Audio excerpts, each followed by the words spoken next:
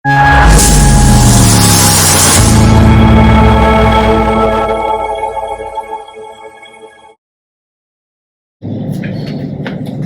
बेटे आज का जो हमारा टॉपिक हमने चुना है वो क्या चुना है? Power factor. आज हम ये पढ़ाएंगे what is power factor.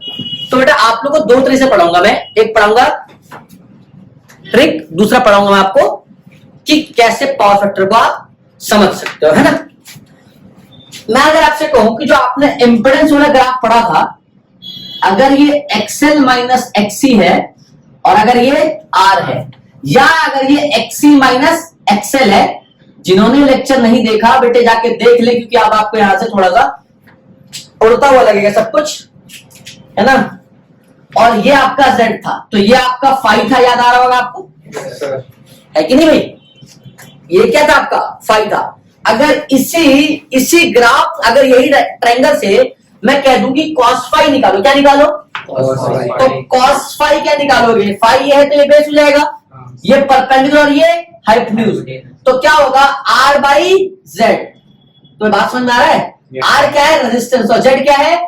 Impedance. क्या है? तो ये आप डायरेक्ट भी निकाल सकते हो, ये से कहते हैं पावर फैक्टर। क्या कहते हैं? पावर फैक्टर जनरली क्या होता है? cos फाई होता है। क्या होता है? और ये आप इंजीनियरिंग में खूब अच्छे से पढ़ोगे, आपको पढ़ाया जाएगा, फर्स्ट सेमेस्टर में इससे शुरू हो जाएगा, इलेक्ट्रिकल से ना।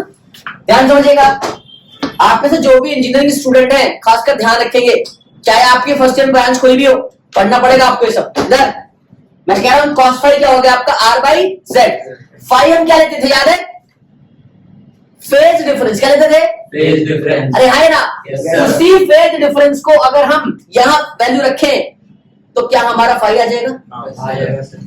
पक्की बात है? अब याद करो कि आर सर्किट में क्या होता है। इधर देखो, अगर सिंपल आर सर्किट है, क्या है?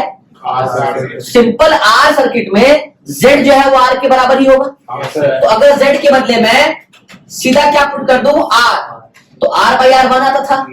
और cos फाई अगर 1 आ रहा है तो फाई क्या आएगा? 0 डिग्री। तो याद करो, क्या रजिस्टर में फाई 0 होता था? फेज डिफरेंस 0 होता था ना, पढ़ाया हुआ है। फेज डिफरेंस 0 होता था, हम ये भी कर पाए। बहुत समझने की बात है, क्या मैंने क्या बोला? बहुत ज्यादा समझने की बात है। क्लियर है? सिमिलरली L में क्या होता था? पाई बाई 2, है ना। अब cos पाई बाई 2 क्या बोला मैंने? cos पाई बाई 2 क्या आएगा? 0। अरे क्या आएगा? 0। तो दिक्कत तो नहीं है ना? अरे बताओ, अगर मैंने क्या कहा कि अब सर आपने R में तो ऐसे R बाई जेड करके प्रूफ कर दिया, सर L में कैसे करोगे? अगर मैं इस R के बदले L रख दूं, क्या रख दूं? L। तो ये L होता है या ओमेगा L होता है? एक्सेल क्या होता है? इसका ओमेगा L होता है ना जी। मेरी बात समझ में आ रही कि नहीं आ रही? है ना। सो जनरली आपको इस तरीके से करके क्या होगा, कई बार कंफ्यूज हो जाओगे कि यार मैं एक्सेल से कैसे रखूं, यार मैं इसका कैसे रखूं। तो इसके लिए आपको मैं एक आराम से थोड़ा एक्सप्लेन करते हैं डिटेल में ना कि कैसे पावर फैक्टर आता है। क्लियर है? फिलहाल आपके बात समझ में आ रही होगी। आप इस ट्रायंगल से भी आप याद रखेंगे cos फैक्टर यानी cos फाई। क्या करेंगे आप? cos फैक्टर यानी cos फाई यानी पावर फैक्टर, और ये R बाई जेड होता है। नहीं आया? और Z क्या है यहाँ पे इस ट्रायंगल में?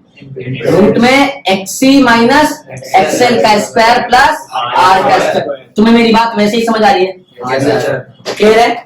अब चलते हैं इसके थोड़े से हम बेसिक्स पे कि पावर फैक्टर होता क्या है, कैसे निकालते हैं, कैसे प्रूफ करते हैं। सुनना ध्यान से ना कि कैसे आ गया भाई। इधर आओ, अब पावर भी और फैक्टर भी है ना, तो P equals to V RMS I RMS cos phi. Actually में ऐसा होता है। कैसा होता है बेटा? अगर मैंने आपको बताया था कि लपेट लिया हमने किसी को कोने में, याद आया? धर लिया था, धर लिया था ना। क्या बोलते हैं इसको? खोपचे में ले लिया था। दिल्ली में कहते हैं ना खोपचे में ले साले को, बोला है जब खोपचे में ले लिया मतलब ये एवरेज हो गया। अरे बी एवरेज तो है, बी आरएमएस और आई इसे बोलते हैं, चुप रहने से बोलते हैं ट्रू पावर। क्या बोलते हैं? True power. एवरेज पावर क्या बोलते हैं? ट्रू पावर, है ना।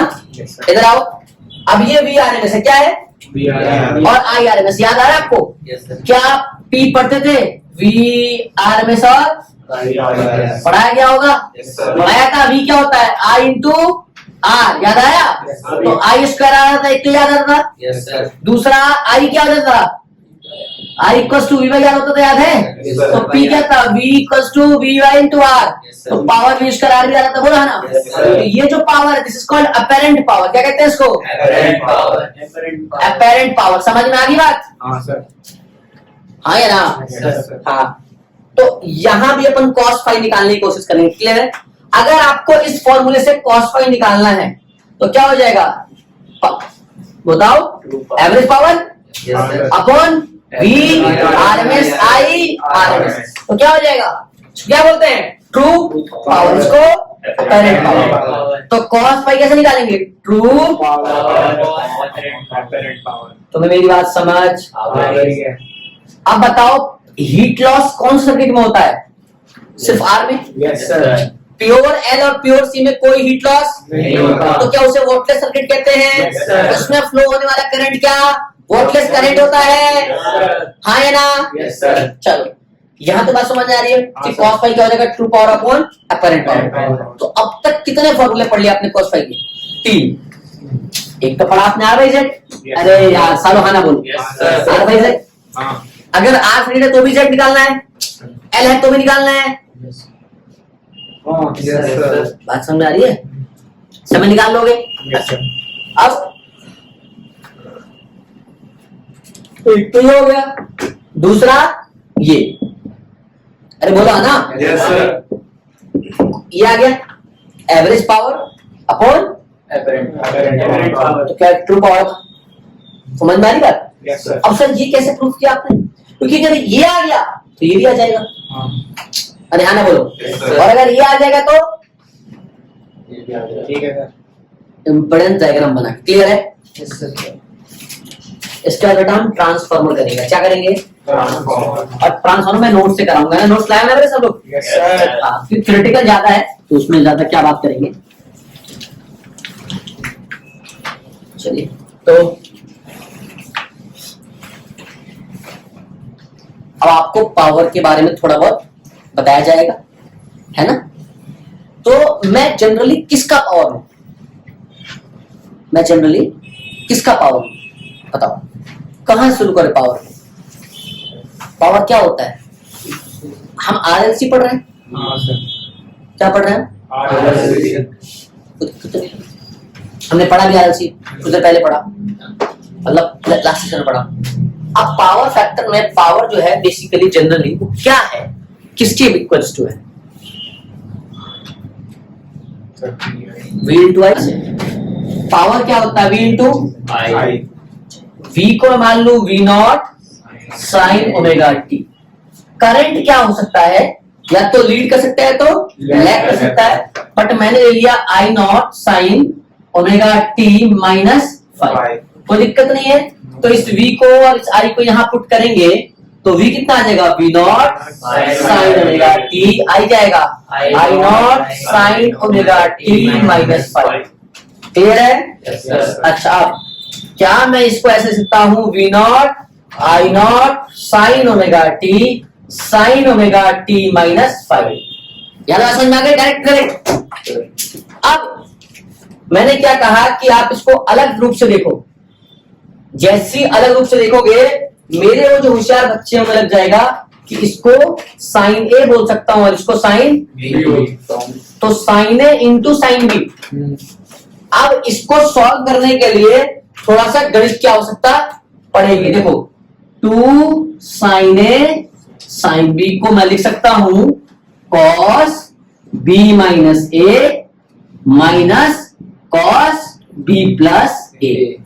अगर मैं ऐसा लिखता हूं, इधर ध्यान से देखे, तो क्या होगा? मुझे साइन ए इंटू साइन बी तो चाहिए, तो आप 2 को नीचे ले जाओ तो साइन ए इंटू साइन बी क्या हो जाएगा? 1/2 कॉस बी माइनस ए माइनस कॉस बी प्लस का ए। अब अगर ये वैल्यू मैं यहां पुट करूं तो मेरा यहाँ पे जो ए आ रहा है वो आ रहा है ओमेगा टी, और जो बी आ रहा है that is omega t minus 5। अगर मैं यहां पुट करूं तो आ जाएगा वी नॉट आई नॉट, और इसका बदले 1/2 कॉस बी कितना? ओमेगा टी माइनस 5 माइनस ये है ना, Yes, sir. Minus omega t minus cos भी कितना है, omega t minus five plus omega T. Clear हो गया? Yes, sir. ओमेगा टी से टी गया, Yes, sir. कॉस माइनस का फाइव हो जाता है कॉस फाइव। क्या हो जाता है? Cos phi. तो आ जाएगा वी नॉट आई नॉट 1/2, ये आ जाएगा कॉस फाइव माइनस जुड़ जाएगा cos 2 omega t minus five. Clear है? अब ये 2 है तो 2 का बंटवारा कर दो। क्या मैं 2 को लिख सकता हूँ √2 इंटू √2? Yes, sir. तो अगर मैं लिख दूं उसको V not by √2 I not by √2 लिख सकता हूँ। Yes, sir. अब देखो क्या इस वाले में टाइम डिपेंड कर रहा है? नहीं, this is not the time dependent, time independent है, Yes, sir. But this is the time dependent. अब आप जब एवरेज पावर निकालते हो तो समय के साथ पॉजिटिव, समय के साथ फिर नेगेटिव, फिर पॉजिटिव, फिर नेगेटिव, फिर पॉजिटिव। अरे बोला है ना? Yes, sir. तो एक्चुअली में ये टोटल क्या हो जाएगा, एक समय बाद ये जीरो ही तो हो जाएगा। जितना पॉजिटिव चला उतना ही Negative चला। ये मैं ऑलरेडी पढ़ा चुका हूँ। किसके लिए? कैपेसिटर में भी वोल्टलेस Yes, sir. और इंडक्टर में भी वोल्टलेस। समझ में आ गई बात? Yes, sir. भाई cos 2 ओमेगा टी है, ये टी पे डिपेंड कर रहा है ना, माइनस का फाई है ना भाई, sir. और ये सीधा फाई है, ये टी पे डिपेंड। अब क्या होगा, ये सीधा cos फाई आ जाएगा। Yes, sir. बोलो है ना? Yes, sir. अब बेटा ये पावर था, क्या था? पावर सुनना, अब ये वी नॉट बाई √2 क्या हो जाता है? V R M S. I √2 क्या हो जाएगा? आई आर एम एस और cos फाई। दिस इज आपका खोपचा पी। क्या बोला मैंने? खोपचा P। अरे बोलो है ना? Yes, क्या sir. मतलब एवरेज पे पावर हो जाएगा? Yes, sir. अब एवरेज पावर जैसे हुआ तो V R M S I R M S cos phi. इधर तो क्या cos फाई हो जाएगा? तुम्हें मेरी बात समझ वैसे ही आ रही है? क्लियर है? V not by √2 I not by √2 कह सकते हैं। Yes, sir. एक तो ये फॉर्मूला हो गया, इसको बोलते हैं ट्रू पावर। क्या बोलते हैं? Power. और इसको बोलते हैं अपैरेंट पावर। क्या बोलते हैं? Apparent power. इधर आओ। तो अगर मैं ग्राफ बनाऊं तो cos फाई का ग्राफ बनाऊं अगर मैं, ठीक है, sir. तो ध्यान से देखना, बताओ ट्रू पावर कौन सा होगा? cos पावर का फॉर्मूला, cos का फॉर्मूला क्या होता है? Base by hypotenuse. Yes. तो ये बेस हो जाएगा। Yes, sir. इसे क्या लिखोगे? True True power. Power. नहीं आया Yes, sir. और Apparent Apparent power. आया ना? Yes, sir. अपैरेंट। Power. तो ये क्या होगा? ये फाइव। ये क्या होगा? ये तो फाई है, Yes, sir. इसे क्या बोलोगे? अरे नाम क्या दोगे इसे? कौन सा पावर होगा ये? This is called what? बोलो। Sir, average. अगर ये निकालना तो क्या करोगे? दिस माइनस This is आया ना? तो अपैरेंट पावर या true power minus apparent power. This is called, सोचो, एक होता है एक्टिव पावर, एक होता है रिएक्टिव पावर। तो ये कौन सा हो जाएगा? Reactive power. क्या हो जाएगा? Reactive power. बात समझ में आ रही है? तो इसकी वैल्यू भी कैलकुलेट करना हम निकाल सकते हैं। क्लियर है? Yes. एक और आता है पावर में, आता है V I sine square theta plus, तो ये 1 हो जाएगा। Yes, sir. तो पावर आपका v इंटू I. आई भी होता है। ये बाद में डिस्कस करेंगे, हालांकि इंजीनियरिंग में हो जाता है। यहाँ बात समझ में आ रही? Yes, sir. एक ट्रायंगल बना लिया आपने, तो इस ट्रायंगल से cos समझ में आ गया, दिस बाय दिस। दूसरा आपको मैंने इंपेडेंस सिखाया था। क्या सिखाया था? Impedance. समझ में आ रही बात ना? Yes, sir. क्या था ये? XC minus. बोलो, ये फाई था, Yes, sir. ये XC माइनस XL था, Yes, sir. ये Z था और ये R था। तो यहाँ से cos फाई क्या आ जाएगा? R by Z। ये आपका हो गया पावर फैक्टर। क्या हो गया? Power. बात समझ में आ गया बेटा? Yes, sir. क्लियर है? Yes.